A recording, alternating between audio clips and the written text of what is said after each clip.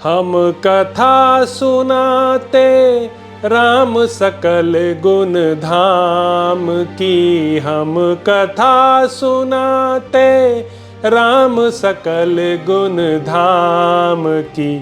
ये रामायण है पुण्य कथा श्री राम की।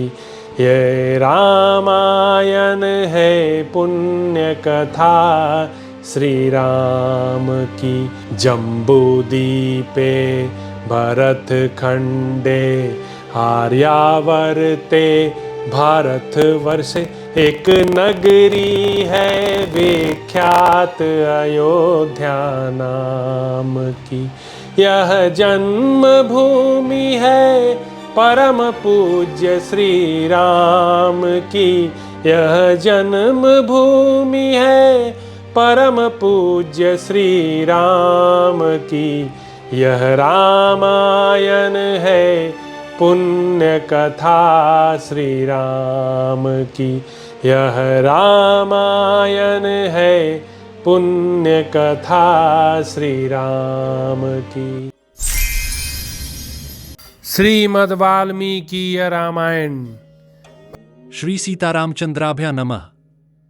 श्रीमद् वाल्मीकि रामायण युद्धकांड 89वां सर्ग। विभीषण का राक्षसों पर प्रहार, उनका वानर यूथपतियों को प्रोत्साहन देना, लक्ष्मण द्वारा इंद्रजित के सारथी का और वानरों द्वारा उसके घोड़ों का वध। लक्ष्मण और इंद्रजित को दो मदमत्त हाथियों की भांति परस्पर विजय पाने की इच्छा से युद्धासक्त होकर जूझते देख, उन दोनों के युद्ध को देखने की इच्छा से रावण के बलवान भाई शूरवीर विभीषण सुंदर धनुष धारण किए उस युद्ध के मुहाने पर आकर खड़े हो गए। वहां खड़े होकर उन्होंने अपने विशाल धनुष को खींचा और राक्षसों पर तेज धार वाले बड़े बड़े बाण बरसाने लगे। जैसे वज्र नामक अस्त्र बड़े बड़े पर्वतों को विदीर्ण कर देते हैं, उसी प्रकार विभीषण के चलाए हुए वे बाण, जिनका स्पर्श आग के समान जलाने वाला था, राक्षसों पर गिरकर उनके अंग को चीरने लगे। विभीषण के अनुचर भी राक्षसों में श्रेष्ठ वीर थे, अतः वे भी सम्रांगण में शूल, खड्ग और पट्टिशों द्वारा वीर राक्षसों का सहार करने लगे।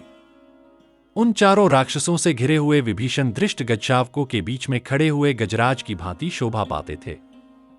राक्षसों में श्रेष्ठ विभीषण समयोचित कर्तव्य को जानते थे, इसलिए उन्होंने वानरों को, जिन्हें राक्षसों का वध करना प्रिय था, युद्ध के लिए प्रेरित करते हुए यह समय के अनुरूप बात कही, वानरेश्वरों, अब खड़े खड़े क्या देखते हो? राक्षसराज रावण का यह एकमात्र सहारा है जो तुम्हारे सामने खड़ा है। रावण की सेना का इतना ही भाग अब शेष रह गया है। इस युद्ध के मुहाने पर इस पापी राक्षस इंद्रजित के मारे जाने पर रावण को छोड़कर उसकी सारी सेना को मरी हुई ही समझो। वीर प्रहस्त मारा गया, महाबली निकुंभ, कुंभकर्ण, कुंभ तथा निशाचर धूम्राक्ष भी काल के गाल में चले गए। जंबुमाली, महामाली, तीक्ष्णवेग, अश्निप्रभ, सुप्तघ्न, यज्ञकोप, राक्षस वज्रदंष्ट्र, संहादी, विकट, अरिघ्न, तपन, मंद, प्रघास, प्रघस, प्रजंग, जंग, दुर्जय, अग्निकेतु, पराक्रमी रश्मिकेतु, विद्युज्य, द्विजय, राक्षस सूर्य शत्रु, अकंपन, सुपार्श्व, निशाचर चक्रमाली, कंपन तथा वे दोनों शक्तिशाली वीर देवांतक और नरांतक, ये सभी मारे जा चुके हैं। इन अत्यंत बलशाली बहुसंख्यक राक्षस शिरोमणियों का वध करके तुम लोगों ने हाथों से तैरकर समुद्र पार कर लिया है। अब गाय की खुरी के बराबर यह छोटा सा राक्षस बचा हुआ है, अतः इसे भी शीघ्र ही लांघ जाओ। वानरों, इतनी ही राक्षस सेना और शेष रह गई है जिसे तुम्हें जीतना है। अपने बल पर घमंड करने वाले प्रायः सभी राक्षस तुमसे भिड़कर मारे जा चुके हैं। मैं इसके बाप का भाई हूं, इस नाते यह मेरा पुत्र है, अतः मेरे लिए इसका वध करना अनुचित है। तथापि श्री रामचंद्र जी के लिए दया को तिलांजलि दे, मैं अपने इस भतीजे को मारने के लिए उद्यत हूं। जब मैं स्वयं मारने के लिए इस पर हथियार चलाना चाहता हूं, उस समय आंसू मेरी दृष्टि बंद कर देते हैं, अतः ये महाबाहु लक्ष्मण ही इसका विनाश करेंगे। वानरों, तुम लोग झुंड बनाकर इसके समीपवर्ती सेवकों पर टूट पड़ो और उन्हें मार डालो।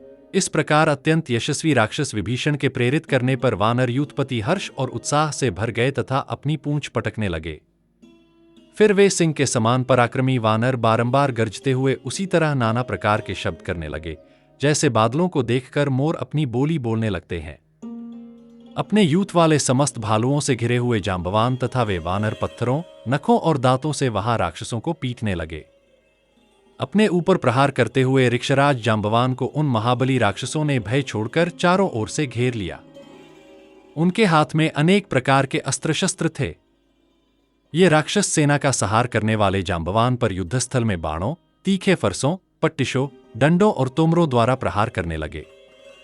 वानरों और राक्षसों का वह महायुद्ध क्रोध से भरे हुए देवताओं और असुरों के संग्राम की भांति बड़ा भयंकर हो चला।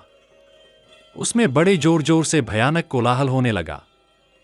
उस समय महामंस्वी हनुमान जी ने लक्ष्मण को अपनी पीठ से उतार दिया और स्वयं भी अत्यंत कुपित हो पर्वत शिखर से एक साल वृक्ष उखाड़कर सहस्रों राक्षसों का संहार करने लगे। शत्रुओं के लिए उन्हें परास्त करना बहुत ही कठिन था। शत्रु वीरों का संहार करने वाले बलवान इंद्रजित ने अपने चाचा को भी घोर युद्ध का अवसर देकर पुनः लक्ष्मण पर धावा किया। लक्ष्मण और इंद्रजित दोनों वीर उस समय रणभूमि में बड़े वेग से जूझने लगे। वे दोनों बाण समूहों की वर्षा करते हुए एक दूसरे को चोट पहुंचाने लगे। ये महाबली वीर बाणों का जालसा बिछाकर बारंबार एक दूसरे को ढक देते थे, ठीक उसी तरह जैसे वर्षा काल में वेगशाली चंद्रमा और सूर्य बादलों से आच्छादित हो जाया करते हैं। युद्ध में लगे हुए उन दोनों वीरों के हाथों में इतनी फुर्ती थी कि तरकस से बाणों का निकालना, उनको धनुष पर रखना, धनुष को इस हाथ से उस हाथ में लेना, उसे मुट्ठी में दृढ़तापूर्वक पकड़ना, कान तक खींचना, बाणों का विभाग करना, उन्हें छोड़ना और लक्ष्य वेधना, इनमें से कुछ भी दिखाई नहीं पड़ता था। धनुष के वेग से छोड़े गए बाण समूहों द्वारा आकाश सब ओर से ढक गया। अतः उसमें साकार वस्तुओं का दिखना बंद हो गया। लक्ष्मण रावण कुमार के पास पहुंचकर और रावण कुमार लक्ष्मण के निकट जाकर दोनों परस्पर जूझने लगे। इस प्रकार युद्ध करते हुए जब वे एक दूसरे पर प्रहार करने लगते, तब भयंकर अव्यवस्था पैदा हो जाती थी। क्षण क्षण में यह निश्चय करना कठिन हो जाता था कि किसकी विजय होगी और किसकी पराजय। उन दोनों के द्वारा वेगपूर्वक छोड़े गए तीखे बाणों से आकाश ठसाठस भर गया और वहां अंधेरा छा गया। वहां गिरते हुए बहुसंख्यक अस्त्रों और सैकड़ों तीखे सायकों से संपूर्ण दिशाएं और विदिशाएं भी व्याप्त हो गईं। अतः सब कुछ अंधकार से आच्छन्न हो गया और बड़ा भयानक दृश्य दिखाई देने लगा। सूर्य अस्त हो गया, सब ओर अंधेरा फैल गया और रक्त के प्रवाह से पूर्ण सहस्रों बड़ी बड़ी नदियां बह चलीं। मांसभक्षी भयंकर जंतु अपनी वाणी द्वारा भयानक शब्द प्रकट करने लगे। उस समय न तो वायु चलती थी और न आग ही प्रज्वलित होती थी। महर्षिगण बोल उठे, संसार का कल्याण हो। उस समय गंधर्वों को बड़ा संताप हुआ और वे चारणों के साथ वहां से भाग चले। तदंतर लक्ष्मण ने 4 बाण मारकर उस राक्षसिंह के सोने के आभूषणों से सजे हुए काले रंग के चारों घोड़ों को बींध दिया। तत्पश्चात रघुकुलंदन श्रीमान लक्ष्मण ने दूसरे तीखे, पानीदार, सुंदर पंख वाले और चमकीले भल से, जो इंद्र के वज्र की समानता करता था तथा जिसे कान तक खींचकर छोड़ा गया था, रणभूमि में विचरते हुए इंद्रजित के सारथी का मस्तक शीघ्रतापूर्वक धड़ से अलग कर दिया। वह वज्रोपम बाण छूटने के साथ ही हथेली के शब्द से अनुनादित हो सनसनाता हुआ आगे बढ़ा था। सारथी के मारे जाने पर महातेजस्वी मंदोदरी कुमार इंद्रजित स्वयं ही सारथी का भी काम संभालता, घोड़ों को भी काबू में रखता और फिर धनुष को भी चलाता था।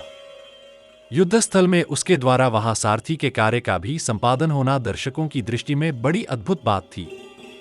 इंद्रजित जब घोड़ों को रोकने के लिए हाथ बढ़ाता, तब लक्ष्मण उसे तीखे बाणों से बेधने लगते और जब वह युद्ध के लिए धनुष उठाता, तब उसके घोड़ों पर बाणों का प्रहार करते थे।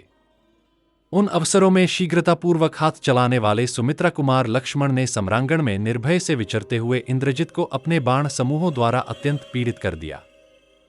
समरभूमि में सारथी को मारा गया देख रावण कुमार ने युद्ध विषयक उत्साह त्याग दिया।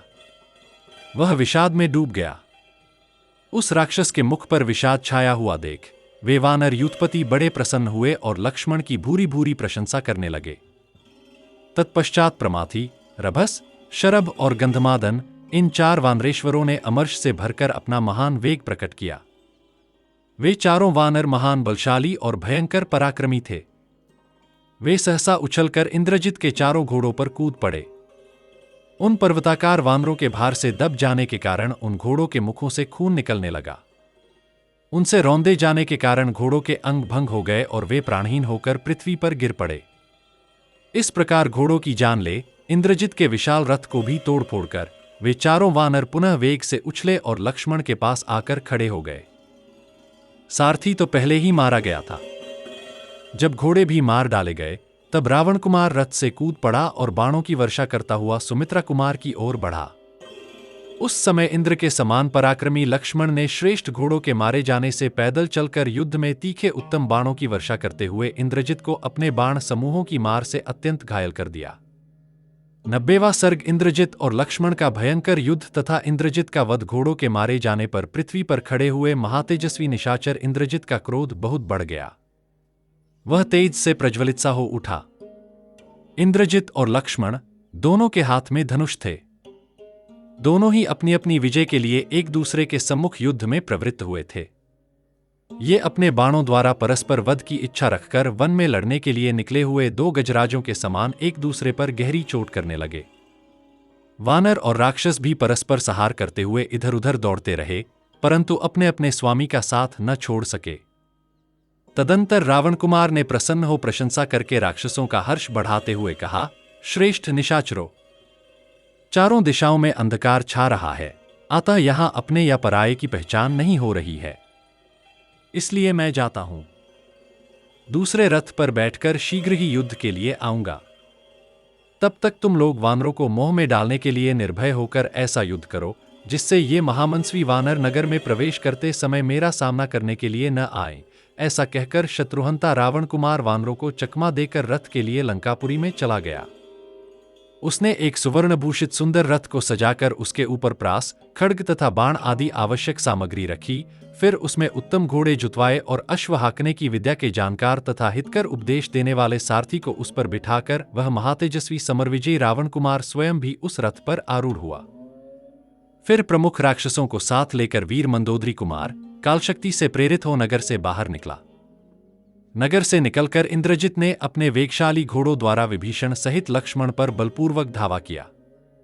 रावण कुमार को रथ पर बैठा देख सुमित्रानंदन लक्ष्मण, महापराक्रमी वानरगण तथा राक्षसराज विभीषण सबको बड़ा विस्मय हुआ। सभी उस बुद्धिमान निशाचर की फुर्ती देखकर दंग रह गए। तत्पश्चात क्रोध से भरे हुए रावण पुत्र ने अपने बाण समूहों द्वारा रणभूमि में सैकड़ों और हजारों वानरयूथपतियों को गिराना आरंभ किया। युद्ध विजयी रावण कुमार ने अपने धनुष को इतना खींचा कि वह मंडलाकार बन गया। उसने कुपित हो बड़ी शीघ्रता के साथ वानरों का संहार आरंभ किया। उसके नाराजों की मार खाते हुए भयानक पराक्रमी वानर सुमित्रा कुमार लक्ष्मण की शरण में गए, मानो प्रजाजनों ने प्रजापति की शरण ली हो। तब शत्रु के युद्ध से रघुकुलंदन लक्ष्मण का क्रोध भड़क उठा। वे रोष से जल उठे और उन्होंने अपने हाथ की फुर्ती दिखाते हुए उस राक्षस के धनुष को काट दिया। यह देख उस निशाचर ने तुरंत ही दूसरा धनुष लेकर उस पर प्रत्यंचा चढ़ाई, परंतु लक्ष्मण ने 3 बाण मारकर उसके उस धनुष को भी काट दिया। धनुष कट जाने पर विषधर सर्प के समान 5 भयंकर बाणों द्वारा सुमित्रा कुमार ने रावण पुत्र की छाती में गहरी चोट पहुंचाई। उनके विशाल धनुष से छूटे हुए वे बाण इंद्रजित का शरीर छेदकर लाल रंग के बड़े बड़े सर्पों के समान पृथ्वी पर गिर पड़े। धनुष कट जाने पर उन बाणों की चोट खाकर मुंह से रक्त वमन करते हुए रावण पुत्र ने पुनः एक मजबूत धनुष हाथ में लिया। उसकी प्रत्यचा भी बहुत ही दृढ़ थी। फिर तो उसने लक्ष्मण को लक्ष्य करके बड़ी फुर्ती के साथ बाणों की वर्षा आरंभ कर दी, मानो देवराज इंद्र जल बरसा रहे हों। यद्यपि इंद्रजित द्वारा की गई उस बाणवर्षा को रोकना बहुत ही कठिन था, तो भी शत्रुघ्न लक्ष्मण ने बिना किसी घबराहट के उसको रोक दिया। रघुकुलंदन महातेजस्वी लक्ष्मण के मन में तनिक भी घबराहट नहीं थी। उन्होंने उस रावण कुमार को जो अपना पौरुष दिखाया वह अद्भुत ही था। उन्होंने अत्यंत कुपित हो अपनी शीघ्र अस्त्र संचालन की कला का प्रदर्शन करते हुए उन समस्त राक्षसों को प्रत्येक के शरीर में 3-3 बाण मारकर घायल कर दिया तथा राक्षसराज के पुत्र इंद्रजित को भी अपने बाण समूहों द्वारा गहरी चोट पहुंचाई। शत्रुहंता प्रबल शत्रु के बाणों से अत्यंत घायल होकर इंद्रजित ने लक्ष्मण पर लगातार बहुत बाण बरसाए, परंतु शत्रुवीरों का संहार करने वाले रथियों में श्रेष्ठ धर्मात्मा लक्ष्मण ने अपने पास तक पहुंचने से पहले ही उन बाणों को अपने तीखे सायकों द्वारा काट डाला और रणभूमि में रथी इंद्रजित के सारथी का मस्तक भी झुकी हुई गांठ वाले भल से उड़ा दिया। सारथी के न रहने पर भी वहां उसके घोड़े व्याकुल नहीं हुए। पूर्ववत शांत भाव से रथ को ढोते रहे और विभिन्न प्रकार के पैंतरे बदलते हुए मंडलाकार गति से दौड़ लगाते रहे। वह एक अद्भुत बात थी। सुदृढ़ पराक्रमी सुमित्रा कुमार लक्ष्मण अमर्ष के वशीभूत हो रणक्षेत्र में उसके घोड़ों को भयभीत करने के लिए उन्हें बाणों से बेधने लगे। रावण कुमार इंद्रजित युद्धस्थल में लक्ष्मण के इस पराक्रम को नहीं सह सका। उसने उन अमर्षशील सुमित्रा कुमार को 10 बाण मारे। उसके वे वज्रतुल्य बाण सर्प के विष की भांति प्राणघाती थे, तथापि लक्ष्मण के सुनहरी कांति वाले कवच से टकराकर वहीं नष्ट हो गए। लक्ष्मण का कवच अभेद्य है, ऐसा जानकर रावण कुमार इंद्रजित ने उनके ललाट में सुंदर पंख वाले 3 बाण मारे। उसने अपनी अस्त्रचालन की फुर्ती दिखाते हुए अत्यंत क्रोधपूर्वक उन्हें घायल कर दिया। ललाट में धसे हुए उन बाणों से युद्ध की शोभा रखने वाले रघुकुलंदन लक्ष्मण संग्राम के मुहाने पर 3 शिखरों वाले पर्वत के समान शोभा पा रहे थे। उस राक्षस के द्वारा युद्ध में बाणों से इस प्रकार पीड़ित किए जाने पर भी लक्ष्मण ने उस समय तुरंत 5 बाणों का संधान किया और धनुष को खींचकर चलाए हुए उन बाणों द्वारा सुंदर कुंडलों से सुशोभित इंद्रजित के मुखमंडल को क्षतविक्षत कर दिया। लक्ष्मण तथा इंद्रजित दोनों वीर महाबलवान थे। उनके धनुष भी बहुत बड़े थे। भयंकर पराक्रम करने वाले वे दोनों योद्धा एक दूसरे को बाणों से घायल करने लगे। इससे लक्ष्मण और इंद्रजित दोनों के शरीर लहूलुहान हो गए। रणभूमि में वे दोनों वीर फूले हुए पलाश के वृक्षों की भांति शोभा पा रहे थे। उन दोनों धनुर्धर वीरों के मन में विजय पाने के लिए दृढ़ संकल्प था, अतः वे आपस में भिड़कर एक दूसरे के सभी अंगों को भयंकर बाणों का निशाना बनाने लगे। इसी बीच में समरोचित क्रोध से युक्त हुए रावण कुमार ने विभीषण के सुंदर मुख पर 3 बाणों का प्रहार किया, जिनके अग्रभाग में लोहे के फल लगे हुए थे। ऐसे 3 बाणों से राक्षसराज विभीषण को घायल करके इंद्रजित ने उन सभी वानरयूथपतियों पर एक एक बाण का प्रहार किया। इससे महातेजस्वी विभीषण को उस पर बड़ा क्रोध आया और उन्होंने अपनी गदा से उस दुरात्मा रावण कुमार के 4 घोड़ों को मार डाला, जिसका सारथी पहले ही मारा जा चुका था और अब घोड़े भी मार डाले गए। उस रथ से नीचे कूदकर महातेजस्वी इंद्रजित ने अपने चाचा पर शक्ति का प्रहार किया। उस शक्ति को आती देख सुमित्रा का आनंद बढ़ाने वाले लक्ष्मण ने तीखे बाणों से काट डाला और 10 टुकड़े करके उसे पृथ्वी पर गिरा दिया। तत्पश्चात सुदृढ़ धनुष धारण करने वाले विभीषण ने, जिसके घोड़े मारे गए थे, उस इंद्रजित पर कुपित हो उसकी छाती में 5 बाण मारे, जिनका स्पर्श वज्र के समान दुस्सह था। सुनहरे पलों से सुशोभित और लक्ष्य तक पहुंचने वाले वे बाण इंद्रजित के शरीर को विदीर्ण करके उसके रक्त में सन गए और लाल रंग के बड़े बड़े सर्प के समान दिखाई देने लगे। तब महाबली इंद्रजित के मन में अपने चाचा के प्रति बड़ा क्रोध हुआ। उसने राक्षसों के बीच में यमराज का दिया हुआ उत्तम बाण हाथ में लिया। उस महान बाण को इंद्रजित के द्वारा धनुष पर रखा गया देख भयानक पराक्रम करने वाले महातेजस्वी लक्ष्मण ने भी दूसरा बाण उठाया। उस बाण की शिक्षा महात्मा कुबेर ने स्वप्न में प्रकट होकर स्वयं उन्हें दी थी। वह बाण इंद्र आदि देवताओं तथा असुरों के लिए भी असह्य एवं दुर्जय था। उन दोनों के परिघ के समान मोटी और बलिष्ठ भुजाओं द्वारा जोर जोर से खींचे जाते हुए उन दोनों के श्रेष्ठ धनुष 2 क्रौंच पक्षियों के समान शब्द करने लगे। उन वीरों ने अपने अपने श्रेष्ठ धनुष पर जो उत्तम सहायक रखे थे, वे खींचे जाते ही अत्यंत तेज से प्रज्वलित हो उठे। दोनों के बाण एक साथ ही धनुष से छूटे और अपनी प्रभा से आकाश को प्रकाशित करने लगे। दोनों के मुखभाग बड़े वेग से आपस में टकरा गए। उन दोनों भयानक बाणों की ज्यों ही टक्कर हुई, उससे दारुण अग्नि प्रकट हो गई, जिससे धुआं उठने लगा और चिंगारियां दिखाई दीं। वे दोनों बाण 2 महान ग्रहों की भांति आपस में टकराकर सैकड़ों टुकड़े हो संग्राम भूमि में गिर पड़े। युद्ध के मुहाने पर उन दोनों बाणों को आपस के आघात प्रतिघात से व्यर्थ हुआ देख लक्ष्मण और इंद्रजित दोनों को ही उस समय लज्जा हुई। फिर दोनों एक दूसरे के प्रति अत्यंत रोष से भर गए। सुमित्रानंदन लक्ष्मण ने कुपित होकर वारुणास्त्र उठाया। साथ ही उस रणभूमि में खड़े हुए इंद्रजित ने रौद्रास्त्र उठाया और उसे वारुणास्त्र के प्रतिकार के लिए छोड़ दिया। उस रौद्रास्त्र से आहत होकर लक्ष्मण का अत्यंत अद्भुत वारुणास्त्र शांत हो गया। तदंतर समरविजी महातेजस्वी इंद्रजित ने कुपित होकर दीप्तिमान आग्नेयास्त्र का संधान किया, मानो यह उसके द्वारा समस्त लोकों का प्रलय कर देना चाहता हो। परंतु वीर लक्ष्मण ने सूर्यास्त्र के प्रयोग से उसे शांत कर दिया। अपने अस्त्र को प्रतिहत हुआ देख रावण कुमार इंद्रजित अचेत सा हो गया। उसने आसुर नामक शत्रुनाशक तीखे बाण का प्रयोग किया। फिर तो उसके उस धनुष से चमकते हुए कूट, मुदगर, शूल, भुशुंडी, गदा, खड्ग और फरसे निकलने लगे। रणभूमि में उस भयंकर आसुरास्त्र को प्रकट हुआ देख तेजस्वी लक्ष्मण ने संपूर्ण अस्त्र शस्त्रों को विदीर्ण करने वाले माहेश्वरास्त्र का प्रयोग किया, जिसका समस्त प्राणी मिलकर भी निवारण नहीं कर सकते थे। उस माहेश्वरास्त्र द्वारा उन्होंने उस आसुरास्त्र को नष्ट कर दिया। इस प्रकार उन दोनों में अत्यंत अद्भुत और रोमांचकारी युद्ध होने लगा। आकाश में रहने वाले प्राणी लक्ष्मण को घेर कर खड़े हो गए। भैरव गर्जना से गूंजते हुए वानरों और राक्षसों के उस भयानक युद्ध के छिड़ जाने पर आश्चर्यचकित हुए असंख्य प्राणी आकाश में आकर खड़े हो गए। उनसे घिरे हुए आकाश की अद्भुत शोभा हो रही थी। ऋषि, पितर, देवता, गंधर्व, गरुड़ और नाग भी इंद्र को आगे करके रणभूमि में सुमित्रा कुमार की रक्षा करने लगे। तत्पश्चात लक्ष्मण ने दूसरा उत्तम बाण अपने धनुष पर रखा, जिसका स्पर्श अग्नि के समान जलाने वाला था। उसमें रावण कुमार को विदीर्ण कर देने की शक्ति थी। उसमें सुंदर पंख लगे थे।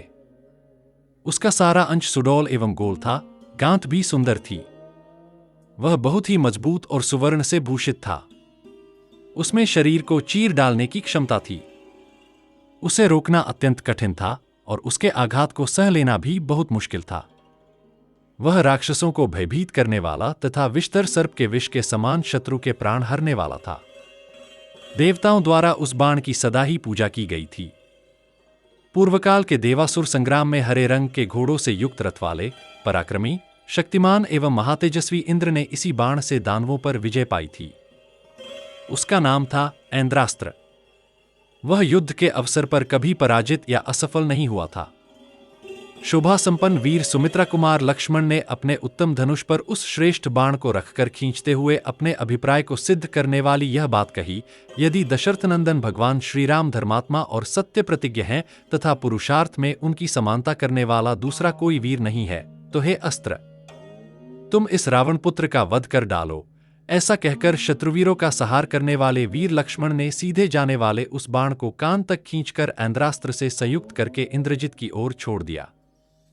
धनुष से छूटते ही ऐन्द्रास्त्र ने जगमगाते हुए कुंडलों से युक्त इंद्रजित के शिरस्त्राण सहित दीप्तिमान मस्तक को धड़ से काटकर धरती पर गिरा दिया। राक्षसपुत्र इंद्रजित का कंधे पर से कटा हुआ विशाल सिर, जो खून से लथपथ था, भूमि पर सुवर्ण के समान दिखाई देने लगा। इस प्रकार मारा जाकर कवच, सिर और शिरस्त्राण सहित रावण कुमार धराशायी हो गया। उसका धनुष दूर जा गिरा। जैसे वृत्रासुर का वध होने पर देवता प्रसन्न हुए थे, उसी प्रकार इंद्रजित के मारे जाने पर विभीषण सहित समस्त वानर हर्ष से भर गए और जोर जोर से सिंहनाद करने लगे। आकाश में देवताओं, महात्मा ऋषियों, गंधर्वों तथा अप्सराओं का भी विजयजनित हर्षनाद गूंज उठा। इंद्रजित को धराशायी हुआ जान राक्षसों की विशाल सेना विजय से उल्लसित हुए वानरों की मार खाकर संपूर्ण दिशाओं में भागने लगी। वानरों द्वारा मारे जाते हुए राक्षस अपनी सुधबुद्ध खो बैठे और अस्त्र शस्त्र छोड़कर तेजी से लंका की ओर चले गए। राक्षस बहुत डर गए थे, इसलिए वे सबके सब पट्टिश, खड्ग और फरसे आदि शस्त्र त्याग कर सैकड़ों की संख्या में एक साथ ही सब दिशाओं में भागने लगे। वानरों से पीड़ित होकर कोई डर के मारे लंका में घुस गए, कोई समुद्र में कूद पड़े और कोई पर्वत की चोटी पर चढ़ गए। इंद्रजित मारा गया और रणभूमि में सो रहा है, यह देख हजारों राक्षसों में से एक भी वहां खड़ा नहीं दिखाई दिया। जैसे सूर्य के अस्त हो जाने पर उसकी किरणें यहां नहीं ठहरती, उसी प्रकार इंद्रजित के धराशायी होने पर वे राक्षस वहां रुक न सके और सभी दिशाओं में भाग गए। महाबाहो इंद्रजित निष्प्राण हो जाने पर शांत किरणों वाले सूर्य अथवा बुझी हुई आग के समान निस्तेज हो गया। उस समय राक्षस राजकुमार इंद्रजित के समरभूमि में गिर जाने पर सारे संसार की अधिकांश पीड़ा नष्ट हो गई। सबका शत्रु मारा गया और सभी हर्ष से भर गए। उस पापकर्मी राक्षस के मारे जाने पर संपूर्ण महर्षियों के साथ भगवान इंद्र को बड़ी प्रसन्नता हुई। आकाश में नाचती हुई अप्सराओं और गाते हुए महामना गंधर्वों के नृत्य और गान की ध्वनि के साथ देवताओं की दुंदुभी का शब्द सुनाई देने लगा। देवता आदि वहां फूलों की वर्षा करने लगे। वह दृश्य अद्भुत प्रतीत हुआ। उस क्रूरकर्मी राक्षस के मारे जाने पर वहां की उड़ती हुई धूल शांत हो गई। संपूर्ण लोकों को भय देने वाले इंद्रजित के धराशायी होने पर जल स्वच्छ हो गया, आकाश निर्मल दिखाई देने लगा और देवता तथा दानव हर्ष से खिल उठे। देवता, गंधर्व और दानव यहां आकर एक साथ संतुष्ट होकर बोले, अब ब्राह्मण लोग निश्चिंत एवं क्लेश शून्य होकर सर्वत्र विचरें, सम्रांगण में अप्रतिम बलशाली निशाचर शिरोमणि इंद्रजित को मारा गया देख हर्ष से भरे हुए वानर यूथपति लक्ष्मण का अभिनंदन करने लगे। विभीषण, हनुमान और रीछ यूथपति जांबवान इस विजय के लिए लक्ष्मण जी का अभिनंदन करते हुए उनकी भूरी भूरी प्रशंसा करने लगे। हर्ष और रक्षा का अवसर पाकर वानर किलकिलाते, कूदते और गरजते हुए रघुकुलंदन लक्ष्मण को घेर कर खड़े हो गए। उस समय अपनी पूंछें हिलाते और फटकारते हुए वानर वीर लक्ष्मण की जय हो का नारा लगाने लगे। वानरों का चित्त हर्ष से भरा हुआ था। वे विविध गुणों वाले वानर एक दूसरे को हृदय से लगाकर श्री रामचंद्र जी से संबंध रखने वाली कथाएं कहने लगे। युद्धस्थल में लक्ष्मण के प्रिय सुहृद वानर उनका वह दुष्कर एवं महान पराक्रम देख अत्यंत प्रसन्न हुए। देवता भी उस इंद्रद्रोही राक्षस का वध हुआ देख मन में महान हर्ष का अनुभव करने लगे। सुमित्रा कुमार लक्ष्मण और विभीषण, दोनों के शरीर से तुम शीघ्र ही बाण निकाल दो और उनके घाव अच्छी तरह भर दो। वृक्षों द्वारा युद्ध करने वाले जो शूरवीर रीछ तथा वानर सैनिक हैं, उनमें भी जो अलग अलग बाणों से बंधे हुए और घायल होकर युद्ध कर रहे हैं, उन सभी को तुम प्रयत्न करके सुखी एवं स्वस्थ कर दो। महात्मा श्री रामचंद्र जी के ऐसा कहने पर वानर यूथपति सुषेण ने लक्ष्मण की नाक में एक अत्युत्तम औषधि सूंघा दी। उसकी गंध सूंघते ही लक्ष्मण के शरीर से बाण निकल गए और उनकी सारी पीड़ा दूर हो गई। उनके शरीर में जितने भी घाव थे सब भर गए। श्री रामचंद्र जी की आज्ञा से सुषेण ने विभीषण आदि सुहृदों तथा समस्त वानर शिरोमणियों की तत्काल चिकित्सा की। फिर तो क्षण भर में बाण निकल जाने और पीड़ा दूर हो जाने से सुमित्रा कुमार स्वस्थ एवं निरोग हो हर्ष का अनुभव करने लगे। उस समय भगवान श्री राम, वानरराज सुग्रीव, विभीषण तथा पराक्रमी ऋक्षराज जांबवान लक्ष्मण को निरोग होकर खड़ा हुआ देख सेना सहित बड़े प्रसन्न हुए। दशरथ नंदन महात्मा श्रीराम ने लक्ष्मण के उस अत्यंत दुष्कर पराक्रम की पुनः भूरी भूरी प्रशंसा की।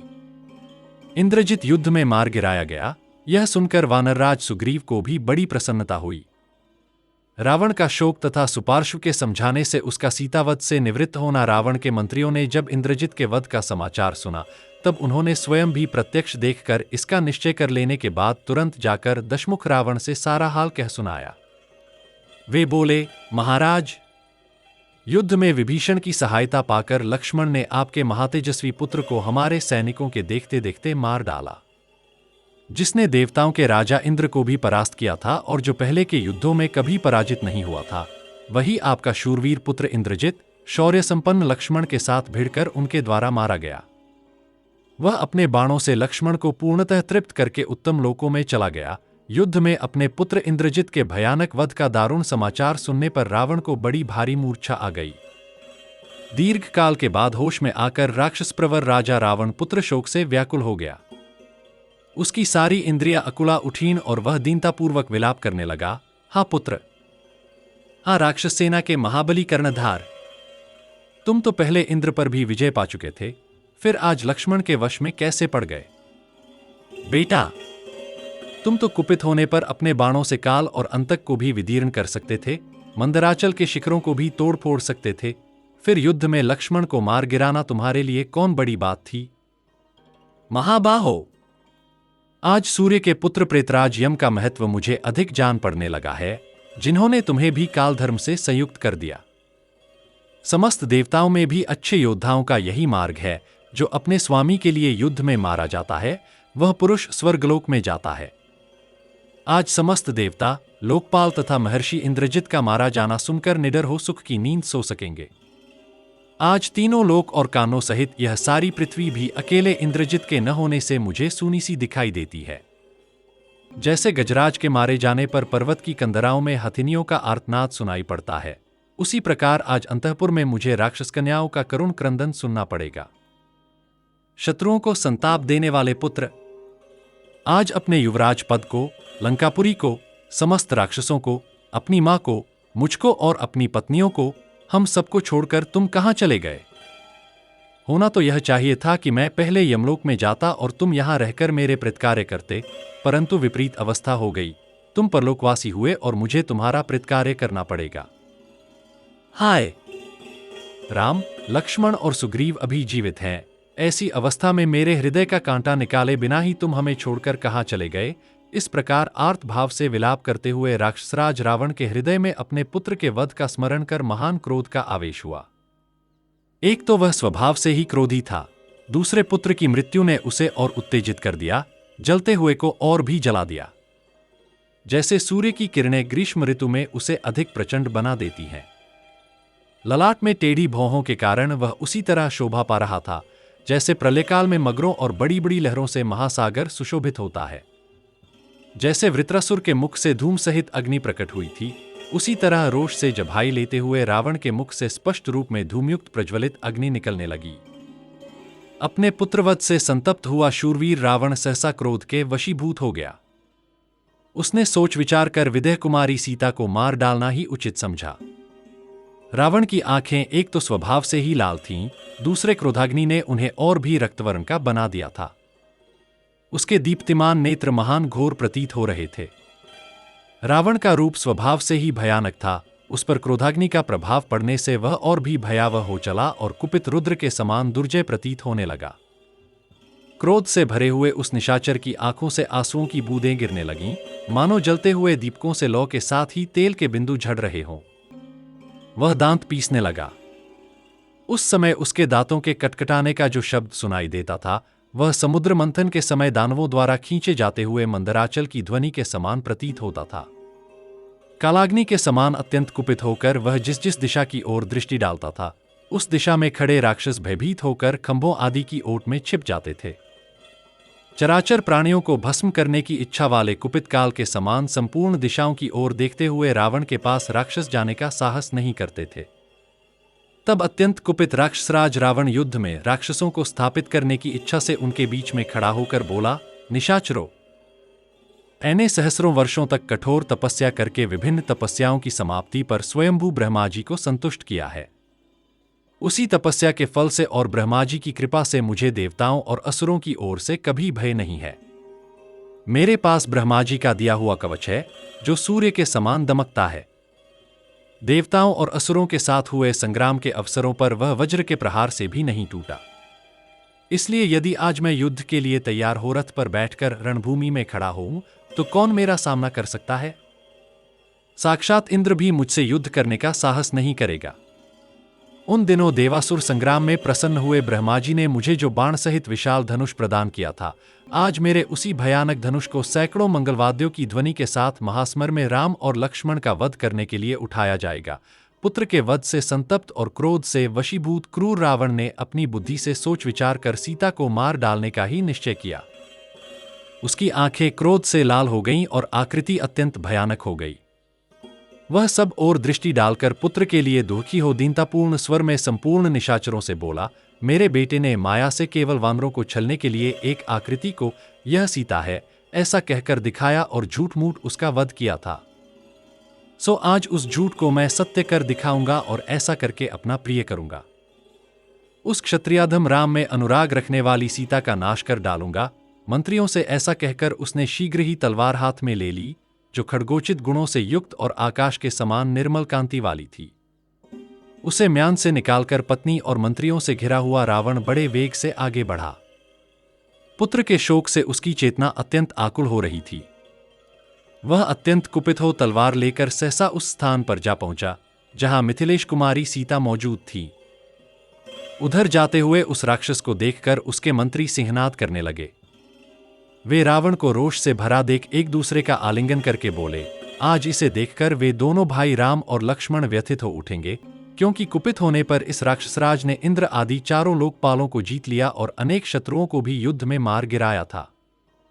तीनों लोकों में जो रमणीय पदार्थ हैं, उन सबको लाकर रावण भोग रहा है।